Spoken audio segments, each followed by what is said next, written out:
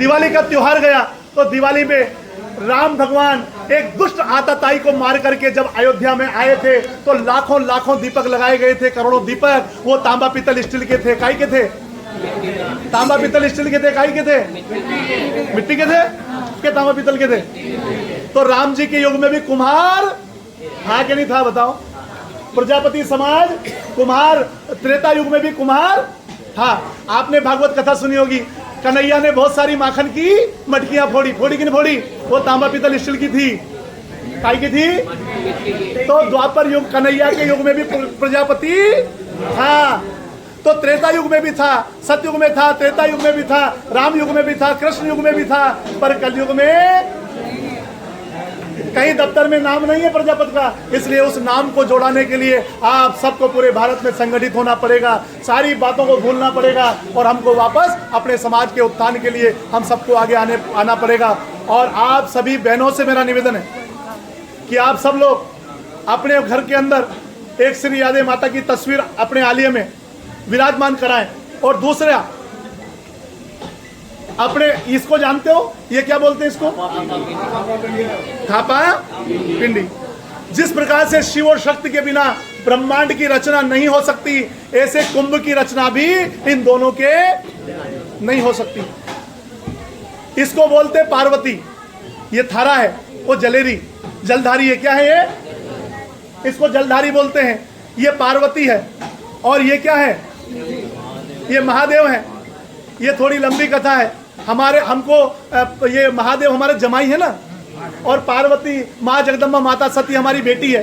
तो वो जब शादी होके आए थे तो एक दिन का जानीवासा अपने घर में दिया था। कथा में छोटी कर रहा हूँ, तो जानीवासा दिया था। और जब ये सुबह जाने लगे ना तो उन्होंने कहा, वो रोने लगे कि हमारी बेटी, गोद ली बेटी जा रही है।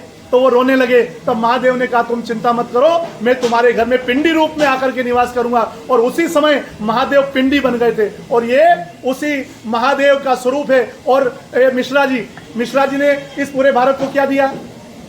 कौन से महादेव दिए मिश्रा जी ने? कुबेरेश्वर महादेव। कौन से दिए? और इनका क्या नाम है?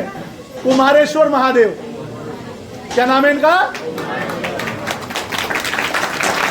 हमारे घर में अब तो सबके पास नौकरियां हो गई, किसी के पास दुकानदारी हो गई, किसी के पास क्या हो गया। मगर पहले, आज से 50 साल पहले हम सबका जीवन कैसे चलता था?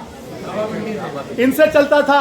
और अगर यादें माता अगर बिल्ली के बच्चे नहीं बचाती उस अवाड़े में तो क्या होता? जन्म जन्मांतरों तक अवाड़ा कलंकित हो जाता। न तो कोई पानी पीने के लिए बर्तन खरीदता, न शादी ब्याह के लिए बर्तन खरीदता, न शुभ काम के लिए कोई कलश ले जाता। कोई भी कलश नहीं ले जाता। तो उसी दिन से हमारा धंधा बंद हो जाता। तो जब सारी जातियां कर्म के आधार पे बनी है, जब हमारा कर्म, हमारा धंधा अगर बंद हो जाता तो प्रजापति समाज क्या बनता? न जाने क्या समाज बन जाता, पता ही नहीं लगता। तो हमारे निज धर्म में अगर जीना सिखाया है, आज तो पता नहीं चलता। पहले के समय में नाई का काम करता था, बड़ाई का काम करता था, लोहार का काम करता था, और कुम्हार का काम करता था। सारी जातियां अपने अपने दर्जी का काम करता था। पर आज तो पता नहीं लगता कौन तो दर्जी है, कौन नाई है, सब, और कौन लोहार है, कौन सुतार है। पता लगता है क्या?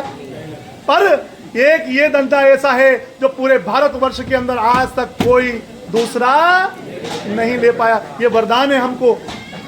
अगर उस समय एक दूसरे का धंधा अगर कोई कर लेता तो उसको जात से बाहर निकाल दिया जाता 50 साल पहले।